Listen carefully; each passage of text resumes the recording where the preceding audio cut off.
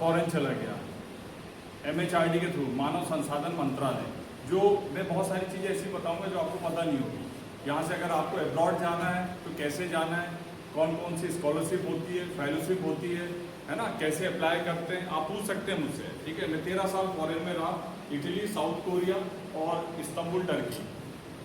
ठीक है, और वहाँ बहुत सारी मुझे स्कॉलरशिप मिली मानव संसाधन मंत्रालय से। साउथ कोरिया, टर्की, ICTP है, international centre for genetic engineering and biotechnology, ये यूनाइटेड नेशन का सेंटर है। ठीक है, जहाँ बहुत रिसेंट जो रिसर्च है, जो प्रॉब्लम्स हैं उसको क्योर करने के लिए फंड देता है यूनाइटेड नेशन। तो मैं वहाँ भी काम किया। उसके बाद में मुझे फेलोशिप मिली ICR की, UGC की, यंग साइंटिस्ट अवार्ड मिला, south east European conference Antalya में, टर्की में, external fellowship awarded by MHRD, national conference में अवार्ड मिला। सेज में कम से कम 10 से 15 के बीच में अवार्ड मिल चुके हैं यहाँ पर पूरे सेज ग्रुप में। जिस कंट्री में मैं टर्की में रहा, वहाँ पर जो वाइस चांसलर हैं उन्होंने भी मुझे ऑनर किया। और अभी जो रिसेंट पेपर हैं, ये अपडेटेड नहीं है, 75 के वो मेरे रिसर्च आर्टिकल्स हैं, उसमें से बुक्स हैं 7, ये सब एल्सेवियर और स्प्रिंगर में। एक एक बुक आपको 25,000 से लेके 28,000 के बीच में मिलेगी एक बुक, अगर आप परचेज करेंगे। तो बुक चैप्टर है 17, स्पेशल इश्यूज जो है 1।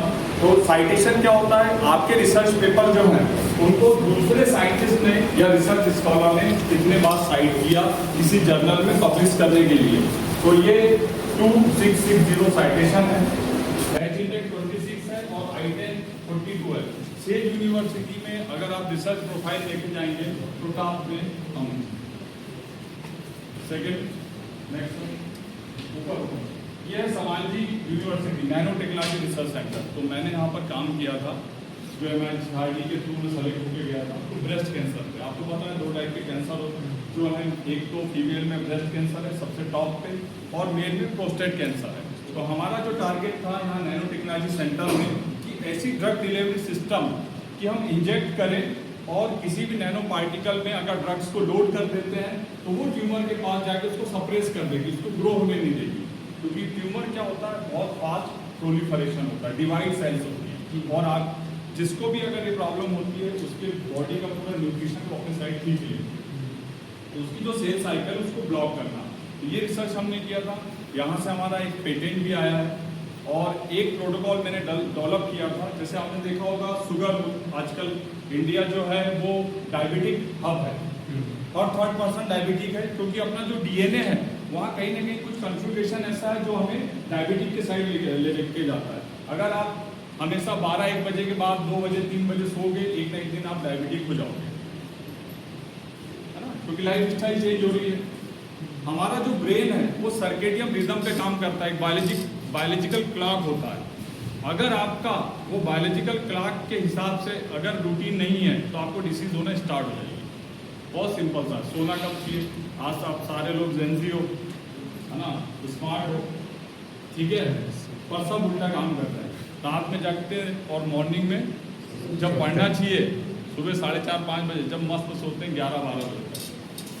ठीक है, तो यहाँ पर हमने बहुत सारे ऐसे प्रोटोकॉल डेवलप किए। एक प्रोटोकॉल मैंने डेवलप किया था ब्रेस्ट कैंसर के लिए। जैसे भी डायबिटिक के लिए हम प्रोटोटाइप डिवाइस एक छोटी सी आती है, जिनका डायबिटिक पर्सन होगा तो वो क्या करेंगे, ब्लड निकालते हैं और उसमें देखते हैं प्रोटोटाइप डिवाइस में, तो शुगर बता देता है। तो ऐसा ही एक प्रोटोकॉल मैंने डेवलप किया था जिसमें प्रोस्टेट कैंसर और ब्रेस्ट कैंसर के लिए अगर आप ब्लड सैंपल लेते हैं किसी भी पेशेंट का, है ना, या इसको बोलते हैं अर्ली डायग्नोस्टिक, तो जैसे ही अगर आप ब्लड सैंपल लेते हो बता देता है कि इसमें ये प्रोटीन अवेलेबल है जो कैंसर की तरफ ले जा रहा है ना। तो बायोटेक्नोलॉजी आप समझ आज ये लैब में मैं काम कर रहा हूँ कैंसर के ऊपर फॉरेन में।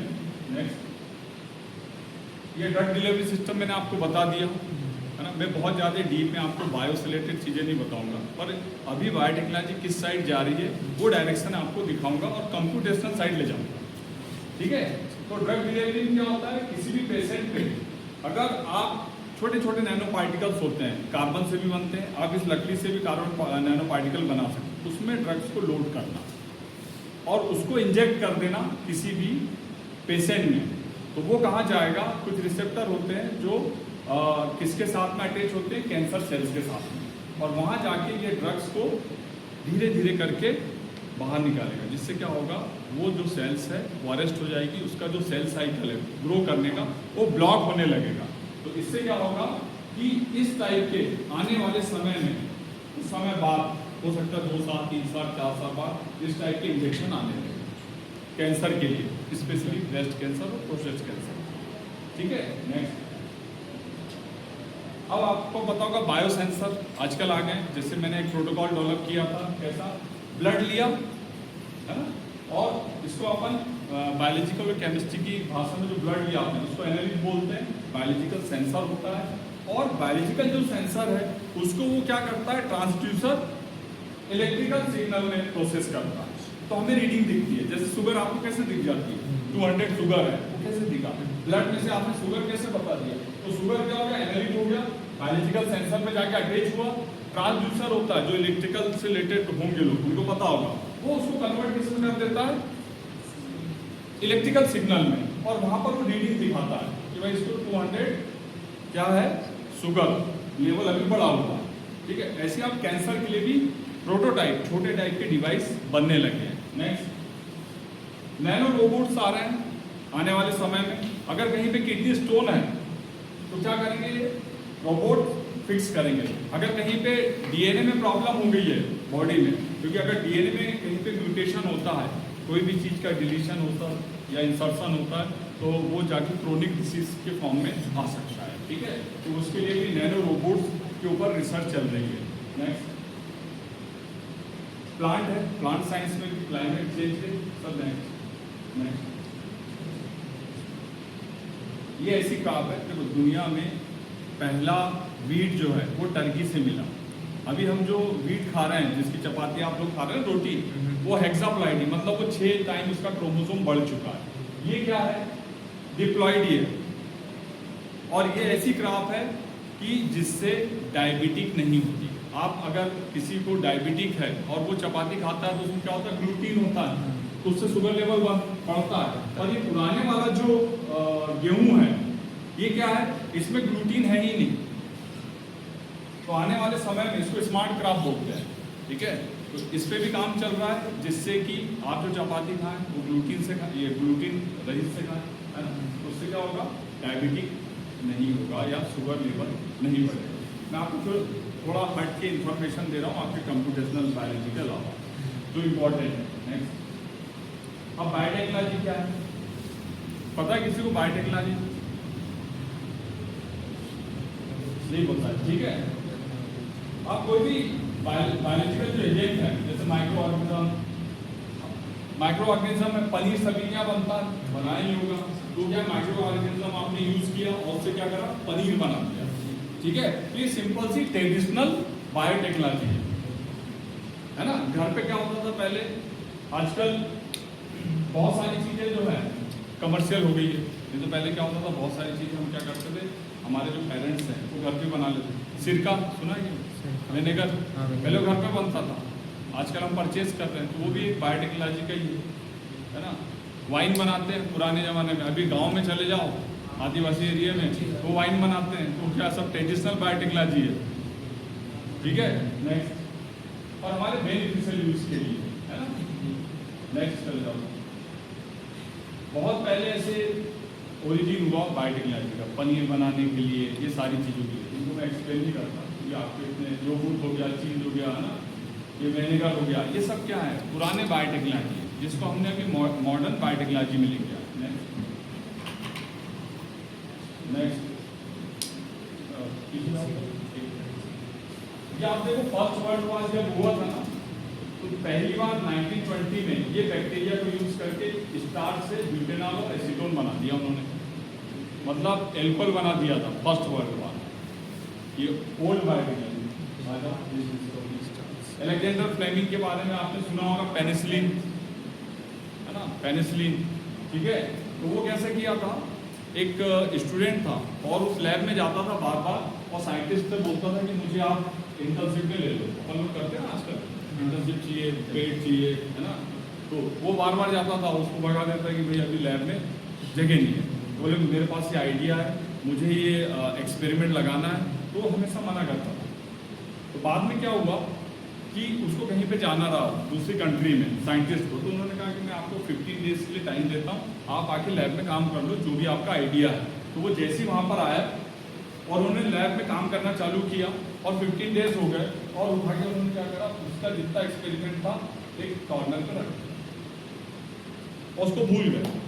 1-2 महीने बाद पता चला, उसने जैसे देखा साइंटिस्ट ने, अरे इसमें तो बैक्टीरिया की ग्रोथ ही नहीं हुई, ऐसा क्या डाला हुआ था जिससे इसकी ग्रोथ नहीं हुई। तो वहाँ से क्या हुआ, पेनिसिलिन की डिस्कवरी हुई। तो लाइफ में याद रखना, अधिकतर जो बड़ी बड़ी जो डिस्कवरीज हैं वो आप पहले से डिसाइड करके नहीं हुई, सडनली हुई हैं। तो इसमें से एक क्या हुआ, पेनिसिलिन की इन्फॉर्मेटिक्स, है ना। इन्फॉर्मेटिक्स आ गए यहाँ पर।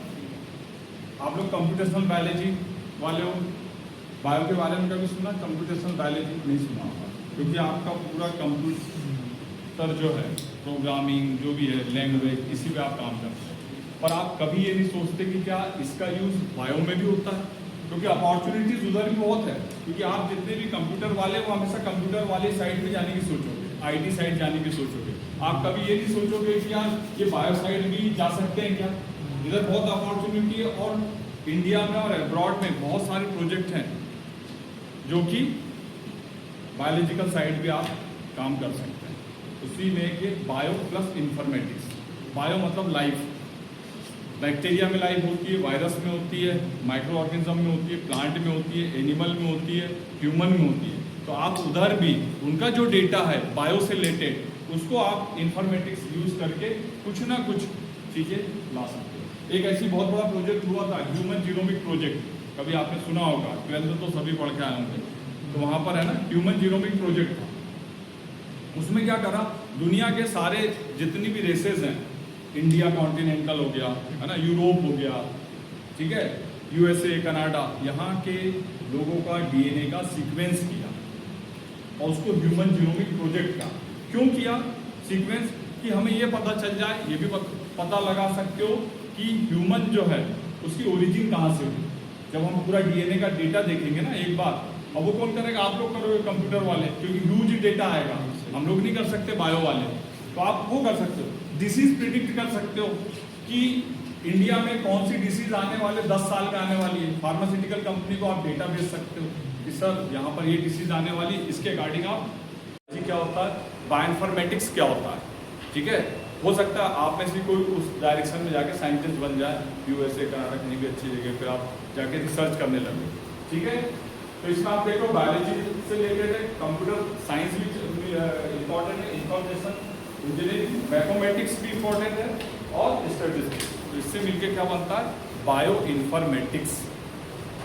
तो बायो इन्फॉर्मेटिक्स के बारे में आपको ये वीडियो देखें या बेसिक एक बार उसके बारे में समझें कि उसकी एप्लीकेशंस क्या क्या है।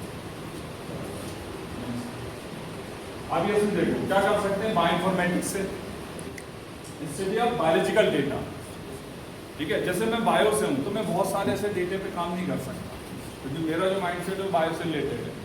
उसमें हमें कंप्यूटेशनल वाले जो स्टूडेंट हैं, रिसर्च स्कॉलर हैं, साइंटिस्ट हैं, उनकी ज़रूरत है।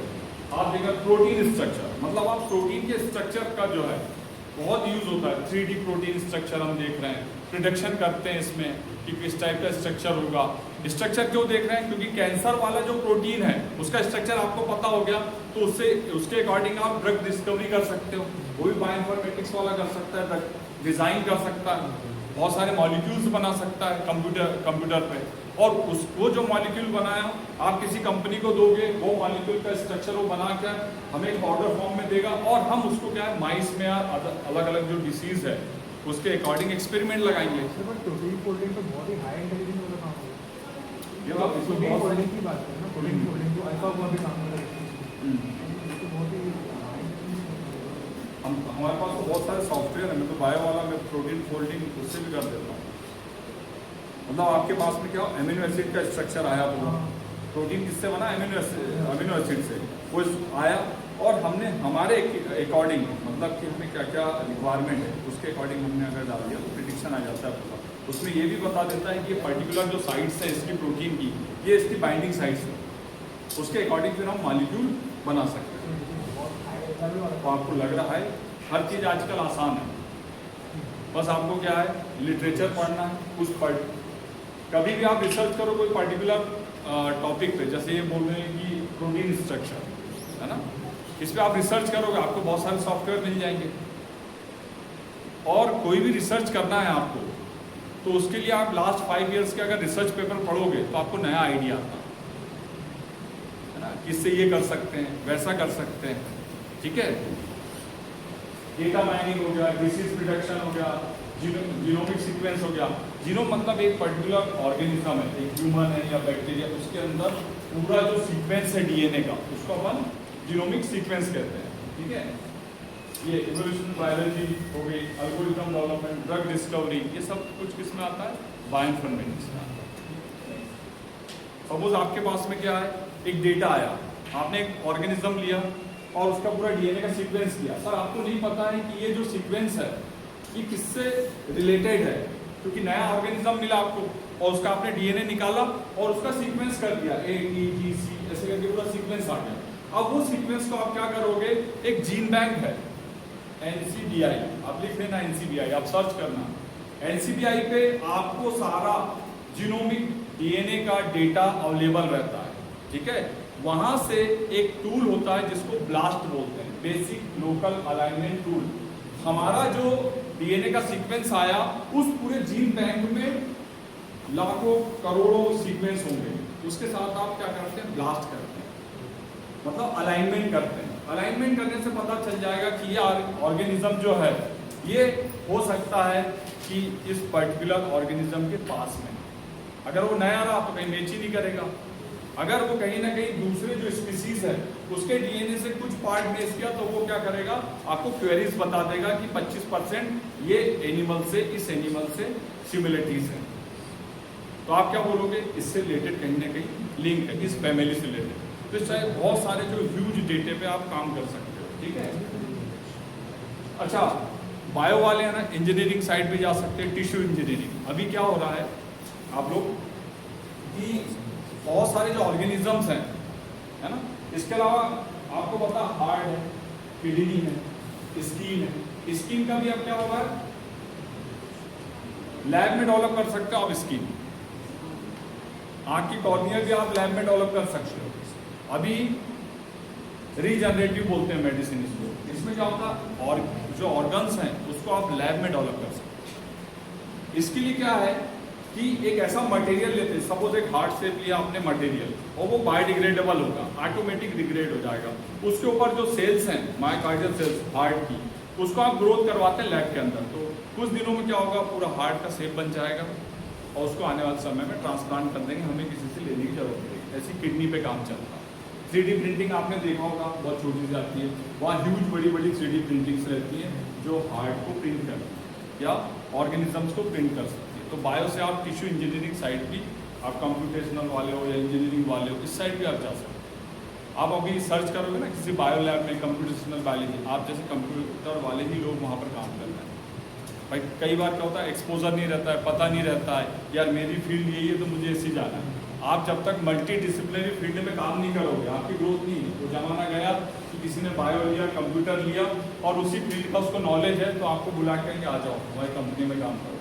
आपको अलग अलग डाइवर्स फील्ड का नॉलेज होना चाहिए, मल्टी डिसिप्लिनरी। इवन आप बायो साइड भी जाओगे कि कंप्यूटर का यूज बायो में कहाँ है, बायो इन्फॉर्मेटिक्स क्या है, कंप्यूटेशनल बायोलॉजी क्या है, आप फॉरेन में अप्लाई करो तो आपको सिखा देंगे। आपको नहीं भी आता है बायो से रिलेटेड चीज़ें, आपको ट्रेनिंग देते हैं, आपको सिखा देंगे,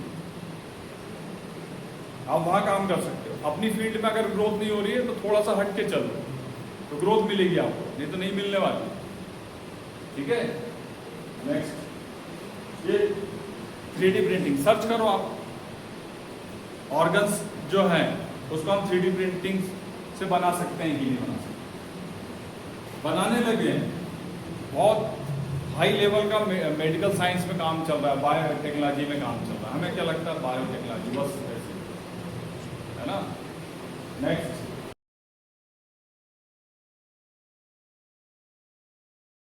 है ना, अगर कोई न्यूबॉर्न बेबी है तो प्लेसेंटा रहता है है ना, ये नाभि से निकला हुआ एक प्लेसेंटा रहता है, उसमें स्टेम सेल्स होती है, उसमें हर ऑर्गन्स को ग्रो करने की कैपेबिलिटी होती है। उसको आजकल स्टोर कर रहे हैं, 25 से 50 हज़ार रुपये लेते हैं। कभी आँख में प्रॉब्लम आ गई तो वो सेल्स को ग्रो करवा के वहाँ पर प्लेस कर दिया। ये सारी चीज़ें चल रही हैं। नेक्स्ट, अभी आपने देखा है भारत बायोटेक, यहाँ पर हमारे कुछ स्टूडेंट प्लेस भी हुए हैं जो वैक्सीन पे काम कर रहे हैं। ये भी बायोटेक्नोलॉजी का है, huge scope, serum institute of India Pune. Next, edible vaccine बनने लगी है, मतलब जैसे बनाना है ना। अभी आपको पता है कि पोलियो हुआ तो 2 ड्रॉप डालते हैं माउथ से, है ना। तो वो क्या कर रहे हैं, उसके जो जीन्स हैं पोलियो वैक्सीन के, वो किस में डाल दे रहे हैं, बनाना में, उसके प्लांट में। तो अब बनाना जैसे बच्चे को अपने दे दिया तो क्या होगा, उसको वो पोलियो की वैक्सीन मिल जाएगी। इस पे काम चल रहा है। या आपने बहुत सारे लोगों ने सुना नहीं होगा, कभी सुना है, सभी ने पहली बार सुन रहे हो। तो एडिबल वैक्सीन बन रही है। और आगे अब देखो, इंसुलिन का क्या था, पुराने जमाने में 200-300 जो किलो होती थी, उसके जो पैंक्रियाज है उससे बहुत ही माइन्यूट इंसुलिन निकलता था और वो इंजेक्ट करते थे। आज बायोटेक्नोलॉजी ने क्या करा कि वो जो जीन्स हैं जिससे इंसुलिन बनता है वो इकोलाई, एक बैक्टीरिया में डाल दिया। तो आजकल देख रहे हो ना, इंजेक्शन आते हैं, किसी को अगर वैक्सीन लग रही है इंसुलिन की तो फटाफट लगने लगे, नहीं तो कई लोग तो शहीद हो जाते हैं अभी तक अगर इंसुलिन नहीं रहे तो, डायबिटिक वाले। तो ये बहुत ड्रास्टिक चेंज आया है। नेक्स्ट,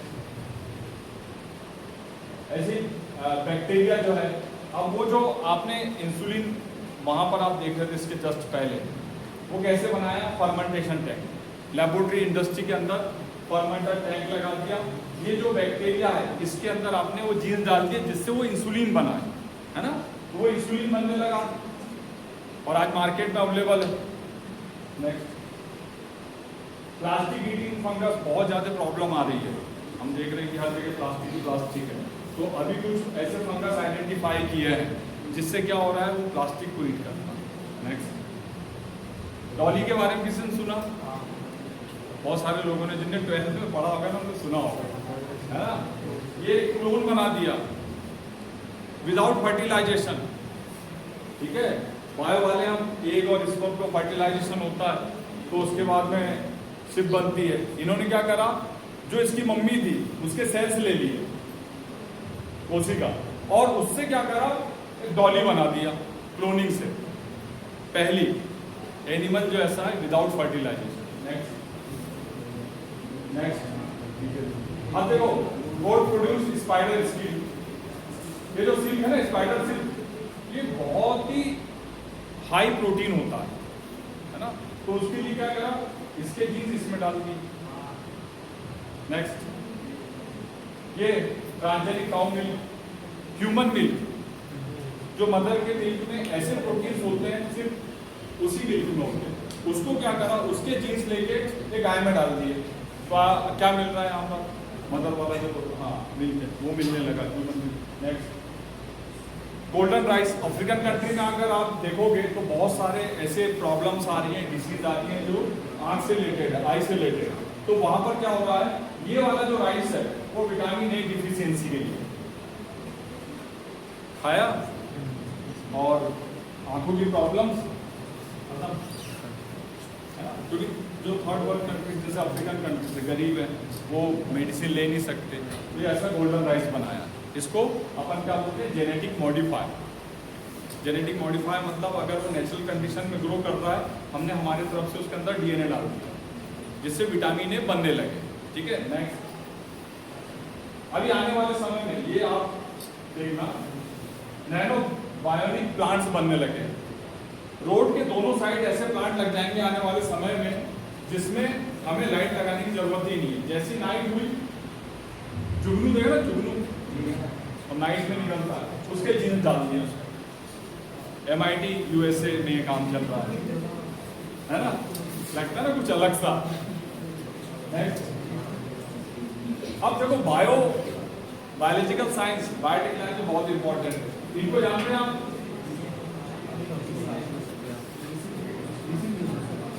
नहीं जानते। ये देख रहा हूँ ना, शुभांशु शुक्ला जी अभी कहाँ गए थे? इसरो नासा का जो एक मिशन था, है ना, स्पेस गए थे। अब क्या क्या लेके गए देखो। नेक्स्ट ये पता, हाँ ये किसी भी कंडीशन में ये जिंदा रह सकता है। किसी भी कंडीशन में जिंदा रह सकता है ना। तो इसको कहाँ लेके गए वो? घुमाने स्पेस स्टेशन पे। वहां पर एक ग्रुप किया, इसकी स्टडी करी, मैं डिटेल में नहीं बताऊंगा, ठीक है। इसकी स्टडी करी। नेक्स्ट और एक अब वहां पर लिविंग ऑर्गेनिजम्स कैसे सरवाइव कर सकते हैं, उनके डीएनए में क्या क्या चेंज आ रहा है, उनके प्रोटीन में क्या क्या चेंज आ रहा है, उनकी जो बॉडी स्ट्रक्चर उसमें क्या क्या चेंज आ रहा है, मॉर्फोलॉजिकल क्या चेंज आ रहा है ना, मॉलिक्यूलर क्या क्या चेंज आ रहा है, तो वो पूरा बिहेवियर स्ट्रक्चर जो है वो स्टडी कर रहे हैं। उसके अकॉर्डिंग फिर वो बाद में प्लान करेंगे कि यहाँ पर अपन कैसे कौन से एनिमल ला सकते हैं, क्योंकि आने वाले समय में पता है कि अपने को जाके स्पेस स्टेशन भी रहना है ना, तो वो पूरा रिसर्च चल रही है इसके। नेक्स्ट ये देखो माइक्रोजेनेसिस होने लगा था अभी। आपको पता है ये कौन है? सुनीता विलियम्स। तो बोला करो यार, पढ़ाई वढ़ाई कर रहे हैं। देखो अपने सब्जेक्ट का पढ़ना बहुत अच्छी बात है ना, एक्स्ट्रा नॉलेज नहीं होना मतलब कोई ग्रोथ नहीं होना चाहिए नहीं। अब मैं बायो वाला, मुझे क्या करना है इससे? नॉलेज होना, ऐसे नहीं रील ही देख रहे सुबह शाम तक सोफे पे बैठ के, है ना, 30 सेकेंड की आपकी ब्रेन भी याद नहीं रखता। तो थोड़ा थोड़ा नॉलेज, कोई मिशन हुआ जैसे तो उसके बारे में थोड़ा पढ़ा करो कि रिसेंट में कोई मिशन हुआ तो कैसे क्या है, वहाँ कंप्यूटर जो है आपका उसकी क्या एप्लीकेशंस हैं, ये सारी चीज़ें आप हमेशा एक्टिव रहना चाहिए। न्यूज़ देखो, साइंटिफिक न्यूज़ देखो। नेक्स्ट वहाँ पर सीड ले गए, सीड उगते हैं कि नहीं वो भी देखा उन्होंने स्पेस पे, है ना, ठीक है। नेक्स्ट ये साइनोबैक्टीरिया लेके गए, फोटोसिंथेसिस करता है बैक्टीरिया, है ना, जो कि खाना बनाता है, वो उसके एक्सपेरिमेंट करें, ठीक है। नेक्स्ट माइक्रो एल्गी को लेके गए, वो कैसे ग्रो करती है, चाहूँ तो आपको पूरा समझा दो पर कोई वो नहीं, मैं आपको बेसिक नॉलेज दे रहा हूँ। आ गया क्रॉप सीड लेके गए, ग्रो करेंगे क्योंकि उनको मोटा भी देखो। सुनीता विलियम्स जो मैम है वो वहाँ पर जाके फंस गए थे, खाना भी कम था, बहुत सारी प्रॉब्लम्स हुई। अगर वो प्लांट ग्रो करते हैं या कुछ चीज़ें ग्रो करते हैं तो सर्वाइव लॉन्ग ड्यूरेशन तक कर सकते हैं। चलो ये जो इलेक्ट्रॉनिक डिस्प्ले है इनमें माइक्रो कैविटी है वहाँ पर, ठीक है। तो ह्यूमन और जो इलेक्ट्रॉनिक से रिलेटेड जो चीज़ें हैं उनका इंटरेक्शन, क्या क्या प्रॉब्लम्स आती हैं, क्या है, या तो यहाँ तो ठीक है पर जब आप वहाँ पर जाओगे स्पेस स्टेशन पे तो वहाँ का एटमॉस्फेयर टोटल डिफरेंट रहेगा, तो वहाँ इलेक्ट्रॉनिक डिवाइस कैसे वर्क कर रही, उस पर ह्यूमन पे क्या इफेक्ट हो रहा है, ये सारी चीज़ें। नेक्स्ट अच्छा मुझे एक चीज़ बताओ बायो से रिलेटेड, बैक्टीरिया आपस में बात करते हैं क्या? तो सर बस इंसान ही करते हैं। आज सर्च करना, ठीक है, कि बैक्टीरिया आपस में बात करते हैं क्या?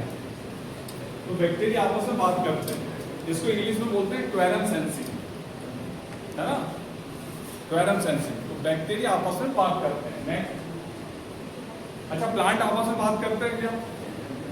बस आप बोल रहे हैं तो सर आप फोटो दिखा रहे मतलब करते ही होंगे, वो भी आपस में बात करते हैं। जब फॉरेस्ट में क्या होता है कि कहीं पे आग लगी, आप देखना, है ना, और आप जा रहे हो कार लेते हो और आप वहाँ से आग 5-6 किलोमीटर पे कुछ प्लांट मतलब बहुत सारे प्लांट आपको मुरझाए हुए दिखेंगे। कभी फील किया ऐसा? नहीं किया, अब करोगे, ठीक है। कहीं पे आग लगेगी प्लांट की तो आगे वाले जो है प्लांट वो हमेशा आपको उदास दिखेंगे। क्यों दिखेंगे? क्योंकि जब प्लांट जलता है तो वो कुछ केमिकल सीक्रेट करता है और वो स्पेसिफिक केमिकल जब जाकर दूसरे प्लांट के जो लीफ है उस पर जाके अटैच होते हैं तो उनको सिग्नल मिलता है कि ये वाली प्रॉब्लम आगे चल रही है, इसलिए वो डाउन होता है। तो ये भी आपस में बात करते हैं, सर्च करना है सारी चीज़ें कि प्लांट आपस में बात करते हैं। Sir next problem combines AI, machine learning और अपना बायोइन्फॉर्मेटिक्स। बायोइन्फॉर्मेटिक्स हमेशा है, आपको एआई आता होगा, आपको मशीन लर्निंग आती होगी, उसके साथ में आपको बायोइन्फॉर्मेटिक्स आना चाहिए, बेसिक बायोइन्फॉर्मेटिक्स। ठीक है, बेसिक भी अगर आपको बायोइन्फॉर्मेटिक्स आ गया तो आप AI, machine learning plus bioinformatics side biotechnology में आप काम कर सकते हैं। ये एक नई फील्ड है ना, और इसमें स्कोप बहुत ज़्यादा है। ठीक है, थोड़ा सा आपको बायो का नॉलेज होना। अब बायो में ऐसे नहीं कि किडनी और हार्ट पढ़ने लगे, आपको डेटा मिलेगा। ऑलरेडी जो बायो से रिलेटेड साइंटिस्ट होंगे वो आपको डेटा देंगे कि ये डीएनए का पूरा डेटा है सर, इसको ऐसा ऐसा ऐसा करना है। तो आपके पास में सॉफ्टवेयर होंगे जो आपको सिखाए जाएंगे, और उससे रिलेटेड आप काम करना स्टार्ट कर दोगे, है ना, प्रिडिक्शन करोगे। अब इसमें क्या है, AI learn from biological data. DNA है, जितने भी लिविंग ऑर्गेनिज्म है उसमें डीएनए, आरएनए और प्रोटीन होता है, और उससे रिलेटेड आपको ह्यूज डेटा मिलेगा। प्रिडिक्ट करना पड़ेगा आउटकम्स, है ना, ऑप्टिमाइज प्रोसेस करना पड़ेगा, डिस्कवर न्यू बायोलॉजिकल इंसाइट। उससे आप, अगर आपका प्रिडिक्शन नहीं हो रहा तो आपको बायो वाला जो बंदा वो सपोर्ट करेगा कि ऐसा आया, इसका ये प्रिडिक्शन हो सकता है, या आउटकम हो सकता है। ठीक है, तो आपको वहाँ म्यूचुअल काम, जैसे मैं बायो सेंसर पे काम कर रहा था, बायो सेंसर जो होते हैं उस पर, तो उसमें इलेक्ट्रिकल इंजीनियरिंग वाले भी थे, क्योंकि सिग्नल्स आते हैं, रेजोनेंस, इम्पीडेंस, जो मुझे समझ में नहीं आते थे। मैं बायो वाला था, मैं एंटीबॉडी और जो कैंसर के मॉलिक्यूल है उस पर काम करता था। ठीक है, मटेरियल साइंस वाला अलग से आता था, साइंटिस्ट। ठीक है, तो ऐसे करके पूरा एक ग्रुप बनता है और कोलैबोरेशन में काम होता है। तो अपनी फील्ड का अपने को नॉलेज है तो अपने कोई प्रॉब्लम नहीं है, क्योंकि जिस फील्ड का अपने को नॉलेज नहीं है उसके अपने को साइंटिस्ट एक्सपर्ट मिलते हैं, तो आप उस लाइन में बहुत अच्छे से जा सकते हो। नेक्स्ट, अब बायोइन्फॉर्मेटिक्स और कंप्यूटेशनल बायोलॉजी आपको समझ में आ गया होगा, है ना। ये क्या है, एप्लीकेशन है कंप्यूटर सॉफ्टवेयर और स्टैटिस्टिक्स टूल्स। इसमें आप एनालाइज करते हो डीएनए, आरएनए, प्रोटीन को, है ना, डेटा हैंडलिंग करोगे और एनालिसिस करोगे। इसमें बहुत सारे सॉफ्टवेयर आएंगे। आज आप सर्च कर देना ChatGPT पे डाल के कि बायोइन्फॉर्मेटिक्स में कौन कौन से टूल्स होते हैं, हो सकता है आप लर्न कर लो। नहीं आपको आते हैं, आप मुझसे भी पूछ सकते हो, सर से बोल देना, मैं एक दिन आके आपको सिखा दूँगा अगर आपकी इच्छा हो। ठीक है, कंप्यूटेशनल बायोलॉजी में क्या होगा, मैथमेटिक्स मॉडल आएंगे, एल्गोरिथम, सिमुलेशन होगा। ठीक है, और understand biological system and process, तो मॉडलिंग और थ्योरी के से रिलेटेड इसमें काम होगा। ठीक है, नेक्स्ट की डिफरेंस क्या है बायोइन्फॉर्मेटिक्स और कंप्यूटेशनल बायोलॉजी। जैसे ये देख रहे हैं ना, नीचे जो डेटा आया हुआ है, ये क्या डेटा है, ये पूरा जैसा ह्यूज डेटा, बायोलॉजिकल डेटा। ठीक है, सीक्वेंस है। आप इसमें बायोइन्फॉर्मेटिक्स में डेटा एनालिसिस पे फोकस करते हो, जो हम डेटा प्रोवाइड करेंगे। वहाँ पर क्या करोगे आप, मॉडलिंग बायोलॉजिकल सिस्टम। जैसे आप देख लो सीक्वेंस आया, प्रोटीन का स्ट्रक्चर उन्होंने बना दिया। ठीक है, अप्रोच क्या है, टूल्स और डेटाबेस चाहिए आपको। और इसके जो बायोइन्फॉर्मेटिक्स के अधिकतर जो टूल्स हैं वो फ्री अवेलेबल है, जो बहुत डीप रिसर्च वाले हैं उसके लिए पे करना पड़ता है। तो बेसिक आप बायोइन्फॉर्मेटिक्स के टूल, इवन आप ऑनलाइन भी सीख सकते हो, है ना। ऑनलाइन बहुत सारे सर्टिफिकेट कोर्स होते हैं। NPTEL पे जाके आप बायोइन्फॉर्मेटिक्स का कोर्स कर लो, कंप्यूटर तो आपको आते ही है, बायोइन्फॉर्मेटिक्स कर लो। ठीक है, फिर उसके बाद इसमें एल्गोरिथम और सिमुलेशन। यहाँ पर एग्जांपल आप सीक्वेंस अलाइनमेंट, मतलब कि बहुत सारा ह्यूज डेटा है आपके पास में और उसको अलाइन करना, तो आप किससे जाओगे, बायोइन्फॉर्मेटिक्स से। और यहाँ पर कंप्यूटेशनल बायोलॉजी में क्या होगा, प्रोटीन फोल्डिंग सिमुलेशन करोगे। नेक्स्ट ये है जीनोमिक हो गया, मतलब जीन से रिलेटेड, प्रोटियोमिक्स मतलब प्रोटीन की स्टडी, है ना। ऊपर आप देखोगे आइडेंटिफाई डिसीज रिलेटेड जीन्स, अगर आप जीनोम डीएनए की बात करते हो तो डिसीज से रिलेटेड जीन्स पे काम करोगे। प्रोटीन मतलब उसमें 3D स्ट्रक्चर के बारे में काम करोगे। ठीक है, उसके बाद ट्रांसक्रिप्टोमिक्स मतलब डीएनए से जब आरएनए बनता है उस डेटा पे आप काम करोगे। फाइलोजेनेटिक मतलब कि कोई आपको नया, जैसे कि कोई दूसरे प्लेनेट से कोई जादू आया, है ना, और आपने पकड़ लिया उसको, उसका डीएनए निकाला और आपने क्या करा, उसका सीक्वेंस कर दिया बायोइन्फॉर्मेटिक्स में। फिर अपन जैसे जो स्मार्ट लोग हैं उनके साथ कंपेयर करा, अरे बोले जादू के 10 सीक्वेंस ही मिल रहे हैं, मतलब कुछ ना कुछ 10% सिमिलरिटीज है, ऐसे करके आप निकाल सकते हो। ठीक है, तो इसको फाइलोजेनेटिक ट्री बोलते हैं। मतलब आपका ओरिजिन कहाँ से हुआ, आप एक देखना, ओरिजिन ऑफ ह्यूमंस। ठीक है, डिस्कवरी पे है और ये BBC की सीरीज है और साइंटिफिक क्लू के साथ में आपको मजा आएगा कि यार हमारा जो ओरिजिन है वो कहाँ से हुआ। ठीक है, ऐसी इसकी जो कॉमन टूल्स हैं, मैंने ब्लास्ट के बारे में बताया, बहुत सारे आपको मिलेंगे। इसकी एप्लीकेशन का है मेडिकल साइंस में, एग्रीकल्चर है, ड्रग डिस्कवरी में, एनवायरमेंटल साइंस में। Role of AI machine learning का क्या है इसमें, ये इंपॉर्टेंट है।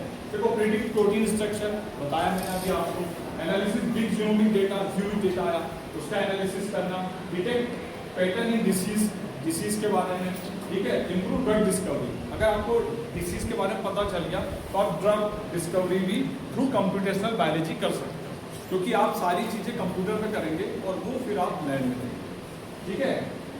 एग्जाम्पल ये सारा देख लो, वर्क एडवांटेज हो गया, है ना। नेक्स्ट चलो हो गया, नेक्स्ट इसके बाद मेडिकल साइंस में फास्टर डायग्नोस्टिक करना आपको किसी चीज़ की, है ना, पर्सनलाइज्ड ट्रीटमेंट देना है, एफिशिएंट हेल्थ केयर सिस्टम, तो ये आप किसके साथ में कर सकते हो, मशीन लर्निंग हो गया, डीप लर्निंग और डेटा एनालिसिस, है ना। अब कैसे वर्क करता है, AI analyse medical image, X-ray वाली इमेज आई, कई बार क्या है, जैसे कैंसर है, किसी को कैंसर हुआ और उसकी हमने सेल्स का क्या करा, एक स्लाइड बनाई, हिस्टोलॉजी बोलते हैं उसको बायोलॉजी लैंग्वेज में, और नॉर्मल सेल्स के साथ में अपन कंपेयर करते हैं। कई बार क्या था, ह्यूमन एरर होता है, जिसको नहीं उसको भी बोल दो लग रहा है, तो बेचारा वैसे शहीद हो जाएगा, टेंशन में खाना खाना छोड़ देगा, ठीक है।